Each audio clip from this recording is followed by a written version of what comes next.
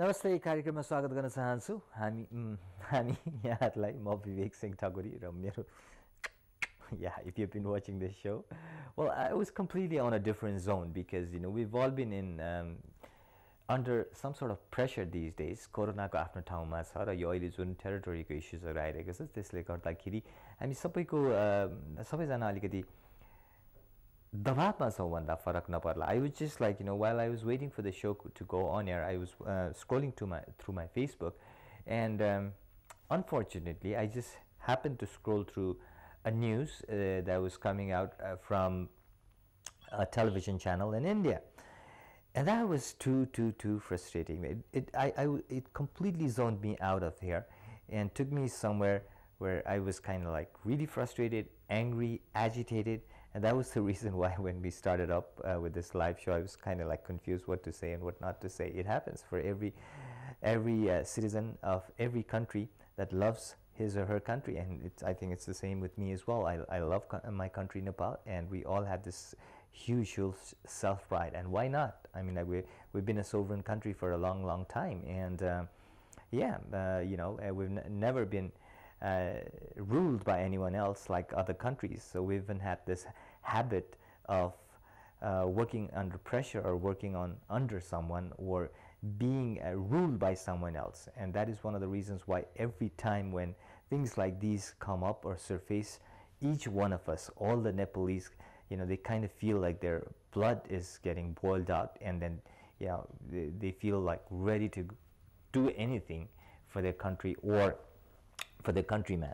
Anyways, so this show is not about these issues. This show is a total entertainment show, and we've been doing this show from ages, and we will continue doing this show for ages to come. I'm sure about that. So come rain, come sunshine, come any sort of pandemic, or come any sort of stress, we will be here trying to entertain you all, and here I am today once again. If you've been watching this show from the last couple of months during these lockdowns, we've come up with a different format. We normally take in calls in this show in general times, in normal times, but these days we are actually making calls out to celebrities and people concerned with this fraternity. अनि आज पनि त्यही हिसाबमा हामी एक कलाकारिता क्षेत्रसँग सम्बन्धित एकजना व्यक्तित्व र एकजना कलाकारसँग कुरा गर्न गइरहेको छौँ. हामी दुईटा फोन कल लिनेछौँ, तर त्योभन्दा फोन कल गर्नेछौँ इनफ्याक्ट, र त्योभन्दा अगाडि अहिलेको लागि एउटा गीत, and then when we come back, of course, we'll have someone to talk to.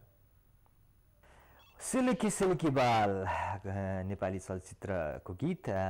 हिजो आज हामी यो कार्यक्रममा नेपाली चलचित्रको गीतहरू पनि बजाउने गर्छौँ. भर्खरै यहाँले एउटा चलचित्रको गीत हेर्नुभयो, सिल्की बालको कुरा गर्दाखेरि मेरो चाहिँ कपाल आजकल बाल ठुटो भएर गएको छ. लकडाउनको इफेक्ट यताको बाल चाहिँ बढ्दै गएको छ, यताको बाल चाहिँ छोटो हुँदै गएको छ. Just on a very lighter note, because I think the opening was fairly heavy, so I just wanted to keep it very light.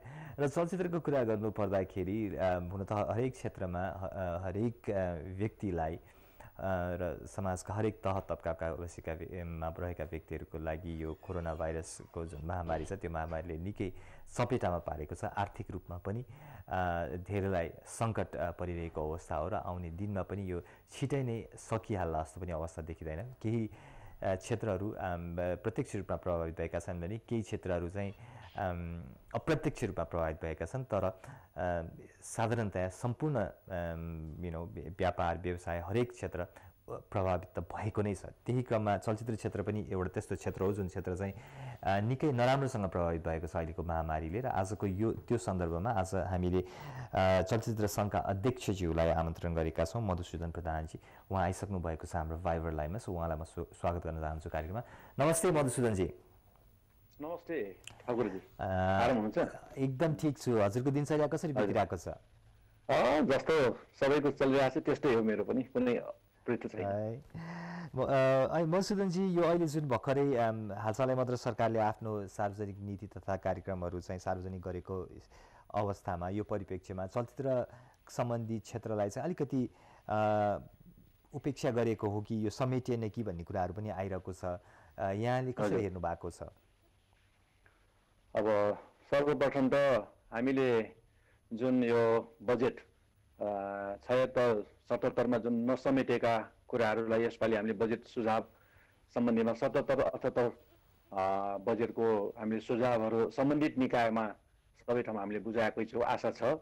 अब अस्ति सरकारको नीति तथा कार्यक्रममा समेटेन, त्यसमा सबै अब कुराहरू बुँदाहरू अब आउने पनि कुरा पनि भएन। हामीले आशा छ, हामीलाई आश्वासन दिएको छ यही आउने जेठको 15 गते बजेटमा केही न केही समेट्छ भन्ने हामीलाई आश्वासन दिएको छ। हजुर, अब यहाँ सङ्घको अध्यक्षको नाताले अहिलेको अवस्थामा जुन किसिमको अब कार्यक्रममा पनि हामीले यही कुरा गरिरहेका थियौँ, हरेक क्षेत्र एक किसिमले प्रभावित भएकै अवस्थामा चलचित्र क्षेत्र त झन् प्रत्यक्ष रूपमा प्रभावित हुने क्षेत्रमा पर्यो। भोलि लकडाउन खुले पश्चात पनि कति दिनसम्म हलहरू सुचारू रूपले चल्नलाई अलिकति समय लाग्छ होला।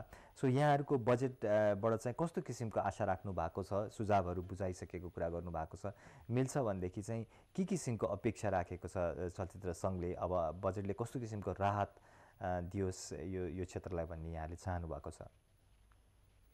अब सर्वप्रथम त हामीले 5 बुँदाहरू हामीले सुझावहरू पेश गरेको छु, जुन अत्यावश्यक चलचित्र क्षेत्रलाई जुन उठान गर्नको लागि।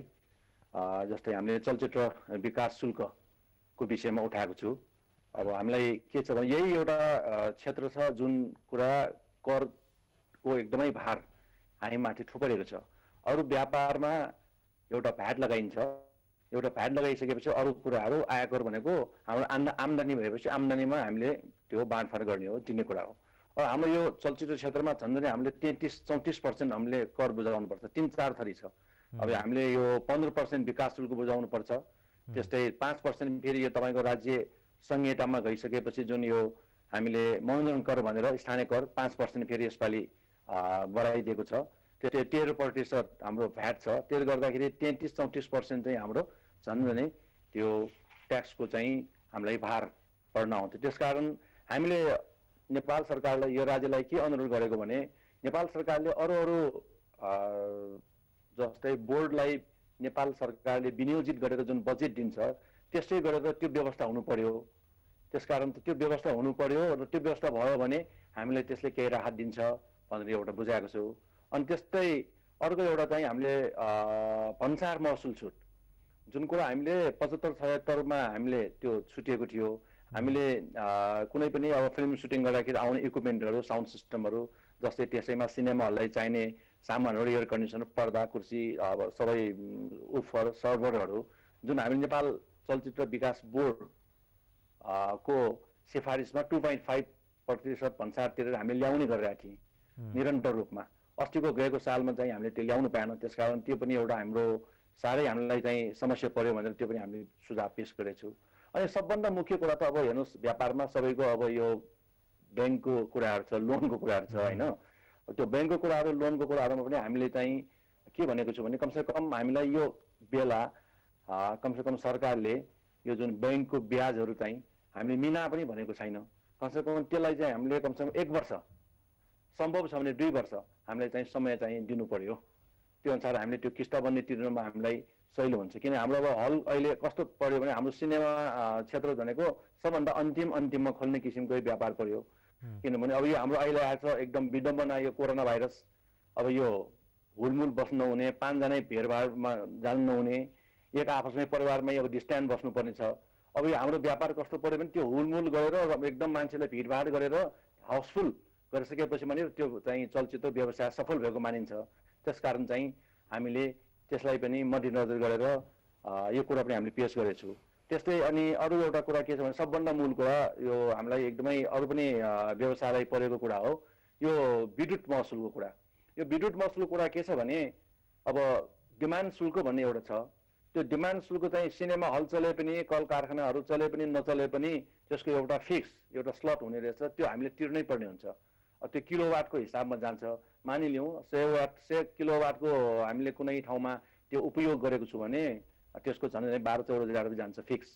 अब त्यस्तै अर्को 400 किलोवाटको एक्जाम्पल मात्र भनेको तपाईँलाई मैले, जस्तै 400 किलोवाटको गर्नु पर्यो भने हाम्रो 80 हजार जति जान्छ त्यतिकैमा। त्यसकारण त्यसलाई पनि हामीले के भनेको छु भने जब राज्यले यो लकडाउनको जुन अवधि घोषणा गर्यो त्यो अवधि घोषणा गरेको दिन मितिदेखि चाहिँ हामीलाई यो विद्युतको डिमान्ड शुल्क चाहिँ मिना गरिदिनुहोस्। अनि त्यसपछि विद्युतको महसुलमा जुन युनिटमा लिने हो त्यसमा हामीले चाहिँ 50% छुट भनेर हामीले मागेको छु। अब त्यस्तै अर्को एउटा हामीले यो चलचित्र विकास बोर्डलाई हामीले वर्षेनी झन्डै हामीले 5-7 करोड रुपियाँ हामीले बुझाइरहेको छु चलचित्र विकास शुल्क। अब यस्तो बेला हामीले उहाँहरूलाई के भनेको छ भने कमसेकम हामीलाई एउटा सफ्ट लोन हामीलाई एउटा 2% मा हुन्छ कि 3% मा हुन्छ कि हामीले कमसेकम आफ्नो कर्मचारी आफ्नो हलको एउटा मेन्टेनको लागि कमसेकम हामीलाई एउटा सफ्ट लोनको चाहिँ व्यवस्था गरिदिनुहोस्। त्यो पनि हामीले 2 वर्षभित्र हामीले किस्ताबन्दी गरेर हामीले तिर्ने भनेर त्यसरी हामीले चाहिँ सम्बन्धित निकायमा चलचित्र विकास बोर्ड हाम्रो उद्योग उसमा वाणिज्य महासङ्घ त्यसपछि आएर हाम्रो सञ्चार तथा सूचना प्रविधि र अर्थ मन्त्रालय एउटै ठाउँमा गाँसियो त्यहाँ भयो। त्यस्तै सम्बन्धित निकायमा हामीले सबै ठाउँमा अर्थ मन्त्रालयको सचिवज्यू कहाँ हामीले बुझाएको छौँ। आशा छ केही न केही होला। हजुर, आशा गरौँ। अब मधुसूदनजी यो अहिले यतिकै पनि यो अहिले डिजिटलाइजेसन पश्चात अब यो एक किसिमको चुनौती हलहरूको लागि थिँदै नै थियो। अब अहिले नेटफ्लिक्सदेखि लिएर अन्य इन्टरनेसनल नेटवर्कहरूदेखि लिएर नेसनल लेभलमा पनि छ र अब धेरै सबैले हातमै अब अहिले लकडाउनको बेला पनि एक किसिमको लत पनि बस्यो भनौँ न, सबैले अनलाइनमा फिल्म हेर्ने यो मुभिजहरू हेर्ने त त्यो बानी पनि झन् बढ्दै गइरहेको अवस्था देखिन्छ। अब यो अवस्थामा यहाँलाई यो क्षेत्रलाई यो डिजिटल प्रविधिले कतिको च्यालेन्ज गर्छ जस्तो लाग्छ, किनभने व्यक्तिहरूलाई हलसम्म तान्नलाई गाह्रो पर्नेवाला छ कि जस्तो अब एउटा साधारण रूपमा सोच्दाखेरि लाग्छ। यहाँहरूले यसलाई कसरी हेर्नु भएको छ यो चुनौतीलाई? निश्चय नै अब वास्तवमा हुँदाखेरि हामीले अब पहिलोभन्दा त अहिले नेपाली चलचित्रको क्वालिटी धेरै नै मतलब राम्रो धेरै नै बढी भइसक्यो। अब पहिलोभन्दा होइन, पहिले पनि तपाईँको 16 mm मा ब्लप गरेर हामीले 35 मा उसलाई इन्लार्ज गरेर देखाउँछौँ। त्यसकारण अहिले पनि हाम्रो डिजिटलाइज सिस्टमले नै हामीले यो अहिले जुन 2K 4K भनेर हामीले जुन सर्भर सिस्टमले हामीले त्यो डाउनलोड गरेर फिल्म चलाइरहेको छु। डेफिनेटली हामीलाई यो एउटा कुनै पनि व्यापार व्यवसायमा भनेको चुनौती हुनैपर्छ। यो कुरा मैले यसलाई सकारात्मक रूपमै लिएको छु। यसलाई हामी धेरै अगाडि विकास गरेर लाने हामी सोच छ हाम्रो। हस्, धेरै धेरै धन्यवाद मधुसूदनजी, हामीसँग कुरा गरिदिनु भयो, यहाँको कुराहरू राखिदिनु भयो र आशा छ सम्बन्धित निकायले पनि जुन निवेदन आवेदन यहाँले राख्नु भएको छ त्यसमा सोच विचार हुन्छ होला, त्यो अनुरूप राहत पाउँछ होला चलचित्र क्षेत्रले भनेर, किन हामी यही क्षेत्रसँग सम्बन्धित छौँ प्रत्यक्ष अप्रत्यक्ष रूपमा। यहाँ चलचित्रकै गीतहरू बजाएर पनि कार्यक्रम अगाडि बढ्छ होइन। यहाँ यो क्षेत्रको एकदम लागि हामी शुभकामना दिन चाहन्छौँ अनि धन्यवाद, धेरै धेरै धन्यवाद। हस् हस्, धन्यवाद, तपाईँलाई पनि धन्यवाद। ओके, यहाँले सुनिहाल्नुभयो अध्यक्षज्यू हुनुहुन्थ्यो चलचित्र सङ्घको मधुसूदन प्रधानजी, उहाँको विचार राखिहाल्नुभयो। र अब केही क्षण पश्चात हामी निकै नै पपुलर गायक र जसको हामी धेरैजना फ्यान छौँ, उहाँको धेरै मिठा मिठा गीतहरू छन्, उहाँसँग कुराकानी पनि गर्नेछौँ एकैछिन पश्चात। अहिलेको लागि एउटा गीत। ओके, कार्यक्रममा यहाँलाई पुनः स्वागत छ र कार्यक्रममा स्वागत गर्दै धेरै समय ढिलो नगरेर, किनभनेदेखि हाम्रो प्रिय कलाकार लाइनमा आइसक्नु भएको छ बबिन प्रधानज्यू, उहाँलाई हामी कार्यक्रममा स्वागत गर्न चाहन्छौँ। नमस्ते बबिनजी। नमस्ते। कस्तो हुनुहुन्छ? आराम हुनुहुन्छ? एकदम अहिले खुला हावामा कौशीतिर हुनुहुन्छ जस्तो छ। म अहिले कौशीमा आएर यसो बसिरहेको थिएँ। हजुर, मैले पहिल्यै खबर पाएकोले तपाईँहरूलाई सेट गरेर बसिरहेको छु। Okay, thank you so much. कुन साइडतिर बस्नुहुन्छ भन्न मिल्ने हो भनेदेखि? एकदम म जरुर मिल्छ नि, म कुलेश्वर आवास क्षेत्रमा बस्छु। ए हजुर, एकदम यहाँ हामी स्टुडियोभित्रबाट हजुरको इन्टरभ्यू लिइरहेको छौँ अनि त्यो खुला आकाश देख्दाखेरि नै एकदमै रमाइलो लाग्यो। फर्स्टमै यो अलिकति सायद मैले अहिले जुन यो पछिल्लो समयमा लकडाउनमा अन्तर्वार्ता लिइरहेको बेलामा सबैजना कलाकारहरू घरभित्र हुनुहुन्छ नि त लकडाउनमा, यो बाहिर मात्र देख्न पाउँदा पनि खुसी लागेको छ मलाई। तर हामीहरूको यो एरिया चाहिँ अब यो कालीमाटी र बल्खु एरियाको बिचमा पर्छ। हजुर, त्यस कारणले गर्दाखेरि कालीमाटी बल्खु यिनीहरू यहाँ चाहिँ बाहिर हामीले सुने अनुसार सिल गरिरहेको छ। हजुर, अब अलिकति टेन्सनै छ यतातिरको एरिया। हजुर, अस्ति सङ्क्रमण देखियो भनेर पुलिस स्टेसनमा पनि कालीमाटी बिचमा, हजुर, त्यो कारणले गर्दाखेरि चाहिँ हामीहरूको चाहिँ यहाँ अहिले अलर्टै भएर बसिरहेको छ। अलर्टै हुनुहुन्छ। हजुर, कस्तो हजुरको एउटा हिजो आज लकडाउनको दिनचर्या, यो न्यू नर्मलको दिनचर्या चाहिँ कस्तो छ? बिहानदेखि बेलुकीसम्म एकदम स्न्यापसटमा भन्नु पर्यो भने कसरी छ? अब अहिलेको हाल भन्नु पर्दाखेरि चाहिँ सबै यो फेसबुक यो सबै न्युज च्यानलहरूमा जुन हाम्रो देशको सीमा विवाद सम्बन्धीको कुराले जुन इन्डिया मिडियाले चाहिँ बकवास कुराहरू गर्यो कुराहरू सुन्दै नै बितिरहेछ है देशको सिमानाको विषयमा इन्डियाले जे जे नचाहिने कुराहरू गरिरहेछ यही चिजहरू कुरा सुनेर नै बितिरहेछ सब नेपालीहरूको मन चित्त दुखाएको छ यही कुरामा चाहिँ सबैले चाहिँ हेरेर अब के गर्ने होला यो इन्डियाको चाहिँ मिडियाहरूलाई चाहिँ कसरी चाहिँ सबक सिकाउने होला भन्नेमै कुरा चाहिँ सोचेरै बसिरहेको छ सबै मान्छेहरू मेरो चाहिँ यो आउनुभन्दा अगाडि त हामी सबै अलर्ट भएरै बसिरहेको थियौँ होइन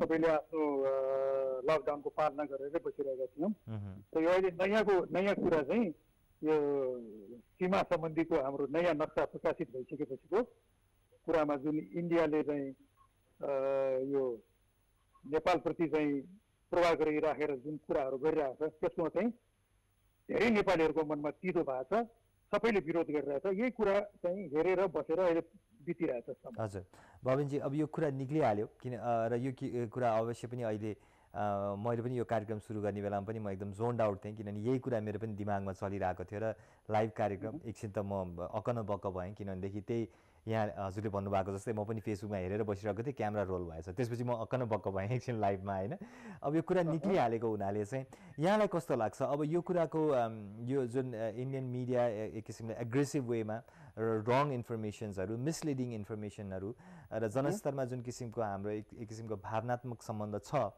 भारतीय नागरिकहरूसँग हामी भागेर भाग्न सक्ने कुरा पनि होइन भारतका विभिन्न कालखण्ड समयमा आएको भारतमा सरकार जसले चलाए उसले नेपाललाई आफ्नो किसिमले दुःख दिएको छ त्यो आफ्नो ठाउँमा रहँदै पनि हाम्रो नजिकको सम्बन्ध भारतसँग छ भन्ने कुराबाट पनि फेरि हामी पन्छिन त गाह्रै छ अब यो अवस्थामा यो कम्प्लिकेटेड अवस्थामा भारतीय नेपालीहरू बिच जुन एउटा सद्भाव छ त्यो बिथोल्ने काम भइरहेको छ हामीलाई भारत भनेको एउटा घृणाको दृष्टिकोणले नेपालीहरूले हेर्ने अवस्था पुगेको छ भारतीयहरूले पनि त्यही अवस्था सायद यो मिडियाले गर्दा आइरहेको होला हामी एउटा जनस्तरबाट र हाम्रो नेपाली मिडियाको स्तरबाट चाहिँ यसलाई कसरी सम्हालेर अगाडि बढाउनुपर्छ जस्तो लाग्छ सबभन्दा पहिला त यो इन्डियाको एकदमै दादागिरी हो यो पहिल्यैदेखि सब नेपालीहरूको मनमा छ र इन्डियनहरूलाई पनि थाहा छ र भारतीयहरूलाई पनि थाहा छ लिपु लेक कालापानी लिम्पिया झोरा हामीहरूको चाहिँ नेपालभित्रको हो र नेपालको हो भन्ने कुरा र यो पुरा अहिले चाहिँ इन्डियाले चाहिँ शक्तिशाली भएर चाहिँ हामीप्रति प्रस्तुत भइरहेको छ होइन नेपाली सानो देश हो अब नेपाल चाहिँ सानो देश भएको कारणले गर्दाखेरि छिटोमिटो गरेर चाहिँ यो हामीहरूको चाहिँ सीमा अतिक्रमण गर्न सक्छ भन्ने कुराहरू विचार गरिरहेको होला तर नेपालीहरूले यो कदापि हुन दिँदैन है इन्डियन मिडियाहरूले जुन प्रकारले चाहिँ खनिएको छ नेपालीहरूप्रति सबैलाई चित्त दुख्ने किसिमले त्यसले गर्दाखेरि इन्डियालाई नै धेरै नराम्रो हुन्छ इन्डियाप्रति घृणा जुन पहिला माया थियो जुन सद्भाव थियो त्यो किसिमको सबैको चिज यिनीहरूले गुमाएको छ अहिले देखिराख्नु भएको छ सामाजिक सञ्जालमा इन्डियाप्रति घृणा भएको कुराहरू र नेपाली जुन हाम्रो मिडिया छ यिनीहरूको जस्तो मिडिया त हाम्रो हुन पनि हुँदैन होइन हामी सभ्य नै बन्नुपर्छ हामी कुनै चिज हामीले गल्ती गरेका छैन हाम्रो आफ्नो जमिन फिर्ताको लागि हामीले पहल गरेका छौँ यो चिज धेरै अगाडि नै यो नक्सा प्रकाशित मेरो विचारमा चाहिँ नक्सा आइसक्नु पर्ने थियो तर ढिलै भए पनि आयो यसमा आँट गरियो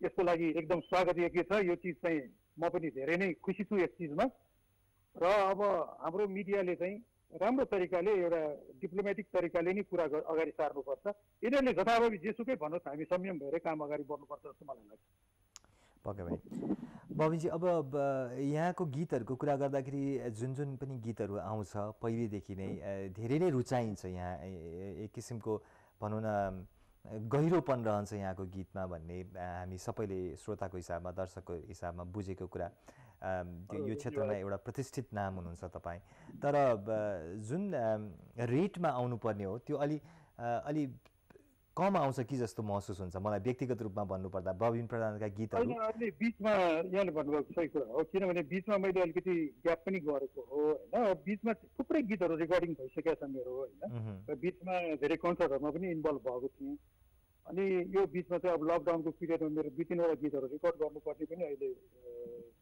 रोकेर बसेको छ होइन सायद यो लकडाउन खुलिसकेपछि फेरि गर्नेछु र फेरि निरन्तरता मेरो गीतहरू मात्र नआएको म कन्सर्टहरूमा इन्भल्भ थिएँ अब गीतहरू मैले थुप्रै गीतहरू रेकर्ड गरिसकेको छु अब यो एकपछि अर्को गरेर पहिला अस्ति किसिमको एउटा पुरा 10वटा गीत राखेर एल्बम झिक्ने अहिले अवस्था छैन होइन कसैले अब एल्बम किन्ने भन्ने कुराहरू पनि छैन आजकल अब युट्युबमा निकाल्ने हो, हाम्रो टेलिभिजनहरूमा बज्ने हो, त्यो बाहेक आर्टिस्टलाई अरू केही पनि चिज माध्यम छैन। त्यो कारणले गर्दाखेरि एउटा एउटा गीत गरेर निकाल्ने मेरो प्रयास जारी छ। म फेरि चाहिँ यो गीतहरू निकाल्दैछु। बिचमा चाहिँ म अहिले चाहिँ रेस्टै भनौँ न, रेस्टै लिएको छु र अहिले थुप्रै गीतहरू मैले रेकर्ड गरिसकेको छु। हजुर। अब बबीजी अहिले भनौँ न सामाजिक सञ्जालहरूको जुन लोकप्रियता छ र अहिले लकडाउनको अवस्थामा धेरै गायक साथीहरूले, कलाकार साथीहरूले यो सामाजिक सञ्जाललाई प्रयोग गरेर नयाँ गीतहरू पनि लिएर आइरहनु भएको छ। घरमा भएका साथीहरूको लागि एक किसिमको भनौँ न एउटा अवसर पनि हो त्यो। यहाँले चाहिँ त्यसलाई कतिको सदुपयोग गर्नुभएको छ यो अहिले लकडाउनको अवस्थामा? मलाई पनि फेसबुकमा साथीभाइहरू र मेरो फ्यान्सहरूले लाइभमा आउनु पर्यो भनेर धेरैचोटि भन्नुहुन्छ, अब यो बेलामा लाइभ गर्नुहोस् भनेर। तर मेरो अलिकति इन्स्ट्रुमेन्टहरूको कमीले गर्दाखेरि मैले लाइभमा नआएको हो होइन। लाइभमा आउने इच्छा मलाई पनि थियो। अब मेरो फ्यान्सहरूको लागि मेरो गीतहरू, नयाँ गीत, पुराना गीतहरू गाएर मैले पनि फेसबुक मार्फत या सामाजिक सञ्जाल मार्फत चाहिँ म आउन चाहन्थेँ। तर मेरो अहिले यहाँ घरमा बसिरहँदाखेरि केही इन्स्ट्रुमेन्टहरूको कमी, एउटा गिटारमा मात्र गर्दाखेरि फ्ल्याट सुनियो, एउटा साउन्ड सिस्टमको एउटा कमीले गर्दाखेरि मैले गर्न नपाइरहेको हो। सामान थियो, अर्को ठाउँमा पऱ्यो। अब लकडाउनको कारणले गर्दाखेरि जान पनि नमिल्ने भइरहेछ। त्यो कारणले मात्रै रोकिएको छ। नत्र त म पनि यो चिजमा इन्भल्भ भएर म आफ्नो फ्यान्सहरूको लागि लाइभ गरेर देखाउँथेँ होइन, म सुनाउँथेँ, उहाँहरूको इच्छा पुरा गर्थेँ। त्यही कारणले गर्दाखेरि म आउन नसकिरहेको। हजुर। कन्सर्टको कुरा गर्नुभयो, अब त अलिकति कन्सर्टमा चाहिँ संलग्न थिएँ भन्ने कुरा गर्नुभयो। अब त आउने केही दिन अथवा केही महिना अथवा इभन वर्षै पनि हुनसक्ला, सायद अलि कुनै किसिमको ठुलो जमघट अथवा कन्सर्टको सम्भावना नरहला होइन हजुर। अब यो अवस्थामा अब आउने दिनहरूमा लकडाउन खुले पश्चात चाहिँ यो साङ्गीतिक कुरालाई चाहिँ यहाँले कसरी अगाडि बढाउने सोच्नु भएको छ? उहाँले सही कुरा भन्नुभयो। किनभने यो लकडाउन पछि पनि यो अब ग्यादरिङ हुने यो चिजहरू चाहिँ धेरै वर्षसम्म नरहला, महिना नरहला, वर्ष दिन पनि जान सक्छ। यो हुलमुलमा यो साङ्गीतिक चिज भनेको एउटा जमघटको कार्यक्रम हुने भएको कारणले गर्दाखेरि चाहिँ यो नहुन सक्छ धेरै समयसम्म। त्यो कारणले गर्दाखेरि चाहिँ आफ्नो गीतहरू प्रस्तुत गर्ने, त्यो समयको लागि आफ्नो नयाँ गीतहरू बनाउने, नयाँ गीतहरू आफ्नो फ्यान्सहरूको अगाडि ल्याउने मैले त्यही कोसिस गर्छु। त्यही मेरो प्लान छ। सो एउटा अर्को अन्तिम कुरा राखिहाल्न चाहेँ। अब बबिन प्रधान भनेपछि मेरो साथीहरूको माझ भन्ने गीत चाहिँ अहिलेसम्म पनि सबैको मानसपटलमा उत्तिकै ताजा रूपमा गुन्जिरहेको अवस्था हो होइन। तर अब समयको साथ अगाडि बढ्नु पर्दाखेरि अहिले अलिकति ट्रेन्डिङ गीतहरू चाहिँ अलिकति फरक भएर गइरहेको छ। त्यो भनौँ न एउटा प्याटर्न गीतको होइन। अब त्यो समय कालखण्ड अनुसार स्वाभाविक रूपमा हुँदै जाने चिजहरू पनि हो। यहाँले पनि आफ्नो यो प्याटर्नलाई त्यो अलिकति अहिलेको समय कालखण्ड अनुसार परिवर्तन गरेर ल्याउने सोच राख्नु भएको छ कि यहाँको नयाँ गीतहरूमा, कि यहाँको आफ्नो जुन फ्ल्यागसिप प्याटर्न छ त्यही प्याटर्न फलो गर्नु भएको छ? समयअनुसार जरुर पनि सङ्गीतहरू बदलिन्छ होइन। समयअनुसार अलिकति चेन्जहरू त भइरहन्छ। मेरो साथीहरूकोमा त्यो बेलामा पनि चेन्ज भएर आएको, समयअनुसार चेन्ज भएर आएको गीत हो। जुन पहिला झरी परेको दिन भने पनि त्यो समयअनुसारकै गीतहरू थियो। प्रियसीको मन जित्न भन्ने मैले पहिलोपल्ट गीत गाएको गीत त्यो बेलाको लागि रमाइलो थियो। त्यस अनुसारले अब समय समयमा चेन्ज हुँदै जाँदाखेरि सङ्गीत पनि अलिअलि चेन्ज भइहाल्छ। त्यो अनुसारकै गीतहरू मैले बनाएको पनि छु र अब त्यही किसिमका गीतहरू पनि बाहिर निस्किन्छ अब आगामी दिनमा। हजुर। ओके, अघि अन्तिम भनिहाल्यो तर एउटा अर्को अन्तिम प्रश्न राख्न मन लागिहाल्यो। किनभने यहाँहरू जुन क्षेत्रमा हुनुहुन्छ त्यो क्षेत्रमा धेरैजनाले यहाँहरूलाई एक किसिमको इज्जत गर्नुहुन्छ, यहाँहरूले भनेको कुराहरू मान्नुहुन्छ, एउटा किसिमको फ्यान फलोइङ हुन्छ, एउटा किसिमको बेस हुन्छ फलोवर्सहरूको। त्यो कन्टेक्स्टमा यो प्रश्न अन्तिम प्रश्न राख्न चाहेँ, प्रश्न अथवा एउटा कमेन्टको लागि राख्न चाहेँ भनौँ न। अब अहिलेको अवस्थामा लकडाउन 50-60 दिनसम्म तन्किसकेको अवस्था छ। मान्छेहरू अलिकति खाना लाउन गाह्रो हुने वर्गलाई त अप्ठ्यारो परेको त धेरै अगाडिदेखि नै हो। तर अन्य मध्यमवर्गीय परिवारहरूलाई पनि अब चाहिँ एकदमै आत्तिन सुरु भएका छन् सबैजना होइन। पहिले कोरोनाको त्रास थियो, 1-2 हप्ता 1-2 चोटि लकडाउन लङ्गिन्जेलसम्म अहिले त घरमै बस्नु ठिक भन्ने कुरा थियो। तर जब अब यो हप्ता महिना पुगेपछि चाहिँ सबैलाई अब आर्थिक रूपमा पनि सङ्कट पर्ने अवस्था छ र अब यो लकडाउनले मात्र त सल्युसन भएन नि भन्ने कुराहरू आइरहेको बेलामा अब यो अवस्थामा जति पनि हामीलाई हेरिरहनु भएको छ दर्शकहरूले यो कार्यक्रम, अब हामीले आफूलाई मानसिक र शारीरिक रूपमा सन्तुलित राख्दै र यो महामारीबाट पनि बच्दै र भुकमरीबाट पनि बच्नुपर्ने अवस्था हो। यसलाई कसरी यहाँले हेरिरहनु भएको छ र के भन्न चाहनुहुन्छ आफ्नो शुभेच्छकहरूलाई फ्यान फलोवर्सहरूलाई कसरी अब यो अबाइड गरेर अगाडि बढ्ने र सन्तुलित अवस्थामा बस्ने?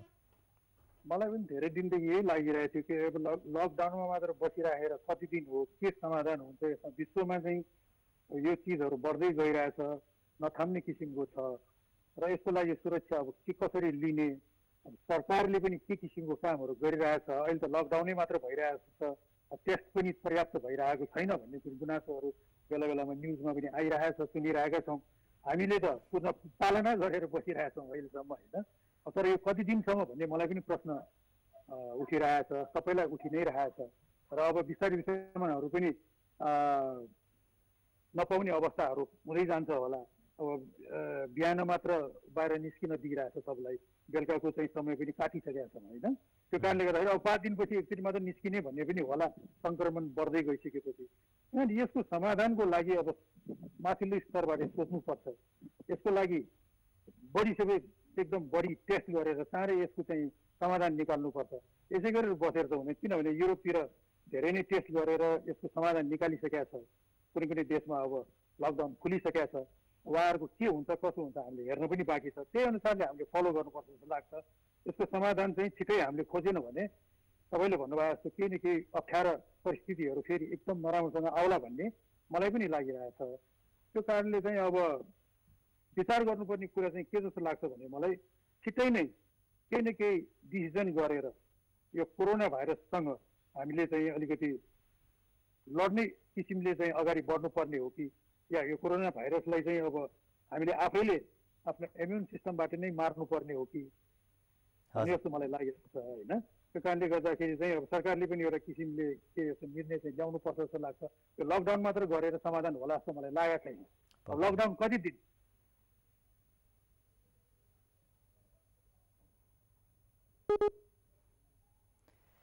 हामी बबिन प्रधानसँग कुरा गर्दै थियौँ र करिब करिब हाम्रो कुराकानीको अन्तिमतिर आइपुगिसकेको अवस्था रहेको थियो। हामी फेरि एकचोटि उहाँसँग कनेक्ट गर्ने प्रयास त गर्नेछौँ। हेरौँ कनेक्सन भएमा उहाँको अन्तिम कुरा राखिहाल्ने प्रयास गर्नेछौँ। र त्यही कुरा उहाँले पनि भन्दै हुनुहुन्थ्यो र मलाई व्यक्तिगत रूपमा पनि महसुस भएको कुरा, यहाँहरूको लागि धेरैलाई पनि महसुस भएको होला यो कुरा, लकडाउन सोल्युसन होइन, लकडाउनले कोरोनालाई हटाउँदैन। लकडाउन एउटा हाम्रो लागि प्रिपरेसन गर्ने टाइम हो, तर त्यो रूपमा लकडाउन नेपालमा नभएको देखिन्छ। र बबिन प्रधानज्यू फेरि लाइनमा आइसक्नु भएको छ, उहाँसँग यो कुराकानीलाई अन्तिमसम्म हामी लग्न चाहन्छौँ। सरी हजुर, कनेक्सन ब्रेक भयो हजुर, प्लिज। कनेक्सन लस भयो त्यही मैले अघि त्यही जोड्दै थिएँ। त्यसै किसिमकै अनुसारले चाहिँ अलिकति हाम्रो अब फेरबदल गर्नु पर्ला कि अलिकति द्रुत गतिमा यसलाई कसरी समाधान गर्ने भन्ने कुरामा सबैजना लाग्नु पर्ला कि भन्ने मलाई मेरो त्यस्तो किसिमको विचार छ। हस् हजुर, थ्याङ्क यू सो मच हामीलाई यो समय दिनुभयो। र अब अघि यहाँले भनिहाल्नु अलिक अझै सेन्सिटिभ क्षेत्रमा हुनुहुन्छ भनेर यहाँको सुरक्षित बसाइको हामी कामना गर्न चाहन्छौँ। अनि धेरै धेरै धन्यवाद हामीलाई जोइन गरिदिनु भएकोमा हजुर। थ्याङ्क यू भेरी मच, तपाईँलाई पनि धेरै धेरै धन्यवाद। Thank you.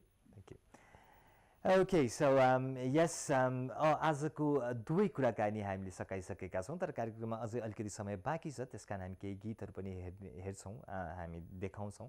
सो अहिले समय अर्को एउटा गीतको भएको छ, इन्जोय दिस सङ।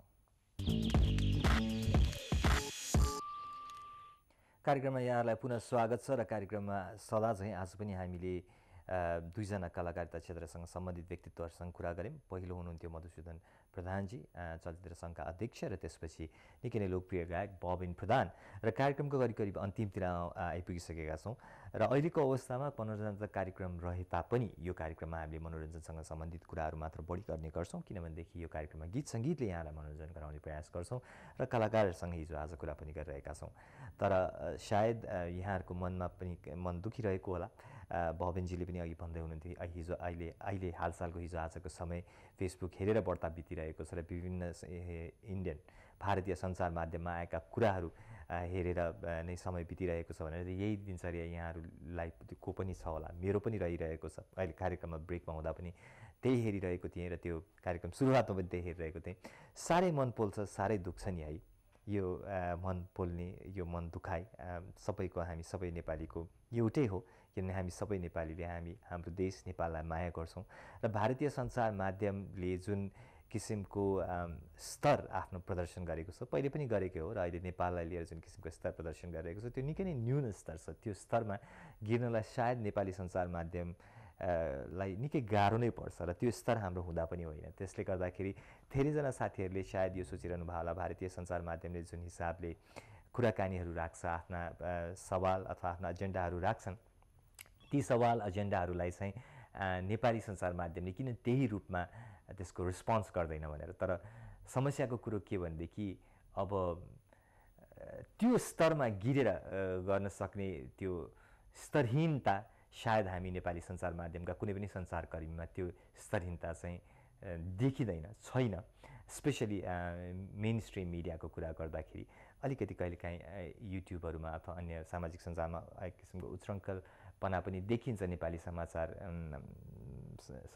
माध्यममा पनि। तर त्यसलाई छोडेर अलिकति मेन स्ट्रिम मिडियाको कुरा गर्ने भने इन जनरल मेन स्ट्रिम मिडियामा नेपालमा कुनै पनि पत्रकार अथवा कुनै पनि मेन स्ट्रिम मिडियाको कुनै पनि संस्थागत रूपमा पनि हेर्ने हो भने सञ्चार माध्यमले त्यो किसिमको स्तरमा झरेर अहिलेसम्म कुनै पनि समाचारलाई प्रेषित गरेको घटना हामीले बिरलै देखेका होलौँ अथवा सोच्नुपर्छ त्यो स्तरहीनताको प्रदर्शन गर्नलाई पनि र गर्न सक्ने क्षमतै हामीमा नभएको कुरा हो। तर अवश्य पनि त्यो भन्दैमा भारतीय सञ्चार माध्यमले जुन किसिमको गलत भ्रामक समाचारहरू लिएर आएर एक किसिमको नराम्रो नेपाली र नेपाललाई नराम्रो पर्ने किसिमका जुन समाचारहरू प्रेषित गरिरहेको छ त्यसको हामी खोर भत्सना गर्छौँ र नेपाली मिडिया, सञ्चार क्षेत्र, नेपाली दलका नेताहरू र नेपाली नागरिकहरू अहिले एकजुट भएको समय हो। जबसम्म हामी एकजुट रहन्छौँ, जबसम्म हामी आफ्ना कुराहरू फ्याक्ट्स एन्ड फिगर्समा बेस्ड भएर प्रस्तुति राख्छौँ, तबसम्म भारतीय सञ्चार माध्यमहरूले नदेखे तापनि जसले देख्नुपर्ने हो अन्तर्राष्ट्रिय स्तरमा अथवा राष्ट्रिय स्तरमा ती व्यक्तिहरूले पक्कै पनि त्यो कुरालाई छन्। लिम्पियाधुरा, लिपुले, कालापानी यी सबै हाम्रै क्षेत्र हुन् र त्यसको सबुत प्रमाण हामीले राखेका छौँ र राख्नेछौँ र अवश्य पनि 1 इन्च बढी पनि हामीलाई चाहिएको छैन। तर 1 इन्च घटीमा पनि हामी चुप लागेर बस्ने छैनौँ। यो वीर गोर्खाली, प्रत्येक गोर्खाली आमाको छोरा छोरीको यो प्रण हो र यो प्रण अनुरूप गोर्खालीले आफ्नो जमिन फिर्ता लिएर आउनेछ भन्ने कुरामा हामी सबै विश्वस्त छौँ। सो सबैजना हामी मिलिजुली यदि अहिले यो जुन एक किसिमको ऐक्यबद्धता छ राष्ट्रियताको सवालमा त्यो रहिरहन्छ नै भन्ने आशा गर्न सकिन्छ, विश्वास लिन सकिन्छ र नेपाललाई कहिले पनि सानो नेपाललाई को सानो भूभाग पनि टुक्रिन दिने छैनौँ पक्कै पनि, त्यो कुरामा शङ्कै भएन। र त्यही भन्दै आजको कार्यक्रमबाट बिदा माग्न चाहन्छु। थ्याङ्क यू सो मच हेरिदिनु भएकोमा। सायद भोलि पनि भेटघाट हुने नै छ, शनिबार र आइतबार मेरो आउने दिनहरू। आज मेरा सहकर्मी साथीहरू विशेष कारणवश आउन नसकेको हुनाले म उपस्थित भएको छु, तर भोलि यहाँहरूसँग फेरि भेटघाट हुने नै छ। फेरि कुराकानीको सिलसिला जारी रहनेछ, यिनै कुराकानीहरू गर्नेछौँ, राम्रा गीतहरू हेर्नेछौँ, मिठा कुरा गर्नेछौँ, अनि अलिअलि रिस उठेको छ भनेदेखि अलिअलि रिस पनि पोख्नेछौँ र जोइन गर्नुहोला भोलि पनि। अहिलेको लागि बिदा माग्छु, नमस्ते।